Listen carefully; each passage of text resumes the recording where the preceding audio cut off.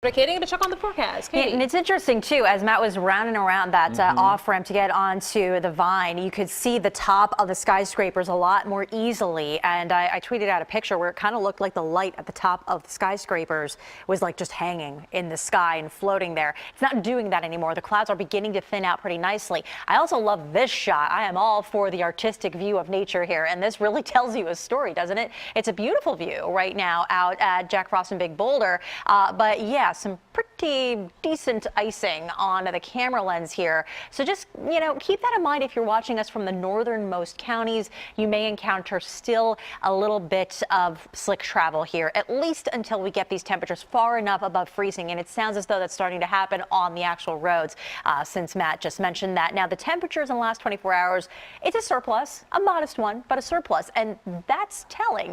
We typically behind storms like this would see temperature crash, maybe a rapid freeze up. Not the case. It's just the way this storm moved through. It came in from the southwest, moved to the northeast. We still have some warmth in play here.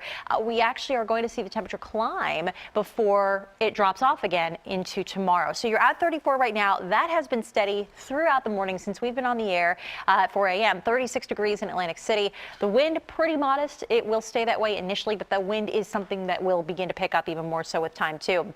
Here's a look, though, at the system making its full exit. You can see the breaks in the clouds, and certainly when you step out the door, you'll start to see it overhead as well. But I do think it's going to be a gradual process. We need a little bit of extra time before we can promise that you're going to be back into sunshine here, although that is the case with time.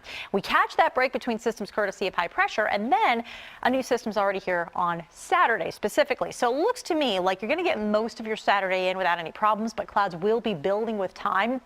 And toward nightfall especially, rain moves back in. So it's another warm and cold front duo. However, it's too warm, even in February, to see anything but plain old rain from this system. So it's very mild come Sunday. We're calling for a daytime high that tops off at 60 degrees. And even though we do have the ups and downs, the ebb and flow that goes on in this forecast, you're still generally at or above what's seasonable for the majority of the forecast. So really the only cool day of the bunch is Tuesday. And even then we're still at 40. Early part of next week, Chandler, right now looking pretty good.